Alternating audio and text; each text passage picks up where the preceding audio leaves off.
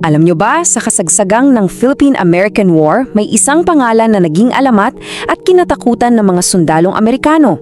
Ang nakakagulat, dati siyang kasama nila. Ito ang kwento ni David Fagan, ang Buffalo Soldier na tumalikod sa Amerika para maging general ng Pilipinas. Isipin nyo to, ito yung tanong na bumabagagad kay Finijen araw-araw. Paano kung yung mismang bansa na sinumpaan mong paglingkuran ay siya palang umaapi sa isang lahing sa tingin mo dapat lang naman maging malaya? Anong gagawin mo?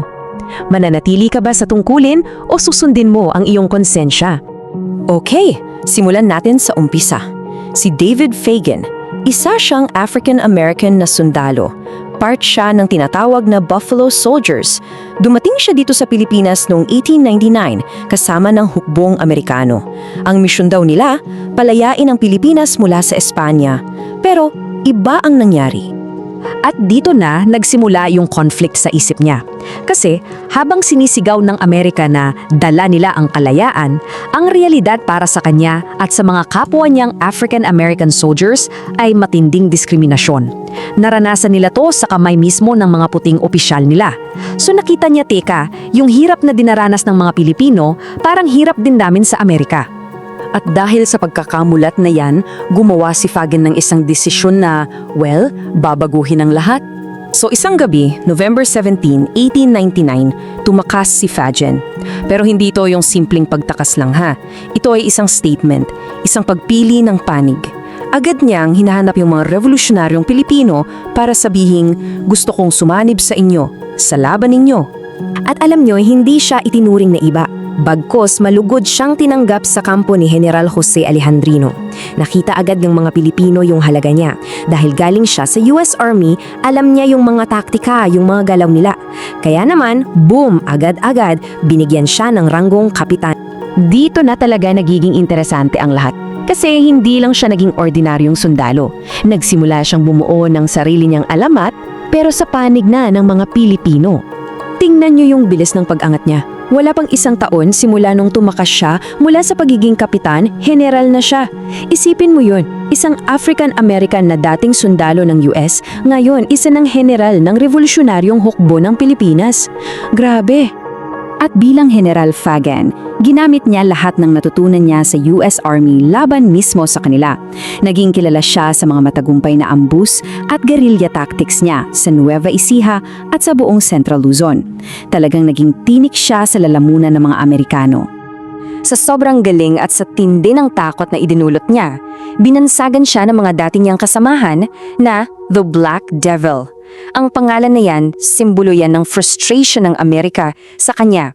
At dahil dyan, naging isa siya sa mga pinaka-wanted na tao sa buong Pilipinas para sa kanila. Siyempre, ang tanong, anong nangyari sa isang alamat na tulad niya? Well, dito na nagiging medyo misteryoso ang kwento. Itong opisyal na version ha. Ayon sa report ng US Army, noong 1901, napatay na daw si Fagan. May isang bounty hunter daw na nagdala ng ulo niya sa kampo para makuha yung reward. Case closed para sa Amerika. Pero, may malaking pero. Dahil ayon sa mga alamat at kwento ng mga Pilipino, lalo na sa mga taga-bundok, hindi raw yan ang totoong nangyari.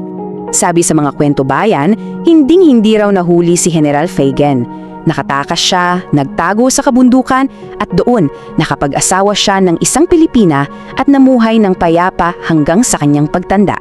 Isang pagtatapos kung saan sa wakas natagpuan niya yung kalayaang ipinaglaban niya. At yung dalawang magkaibang pagtatapos na yan, nagiiwan sa atin ng isang malaking tanong. Ano nga ba si David Fagan? Bayani o traidor? Kasi kung titingnan mo, oo, tinalikuran niya ang hukbong sinumpaan niyang paglingkuran. That's betrayal. Pero sa kabilang banda, ipinaglaban niya ang kalayaan ng isang bansang inaapi. Isang laban na salamin ng sarili niyang pakikibaka para sa dignidad. Kaya iiwan namin yung tanong sa inyo. Para sa inyo, si David Fagan ba ay isang traidor sa kanyang bansa o isang tunay na bayani ng kalayaan? Siguro, ang sagot ay nakadepende talaga sa kung saan ka nakatayo sa linya ng kasaysayan. Kung nagustuhan mo ang kwentong ito, huwag kalimutang i-like ang video, mag-subscribe at i-on ang notification bell para sa iba pang alamat at kwentong bayan. I-share mo rin ito para mas marami pang Pilipino ang makaalala ng kagandahan ng ating mga kwento.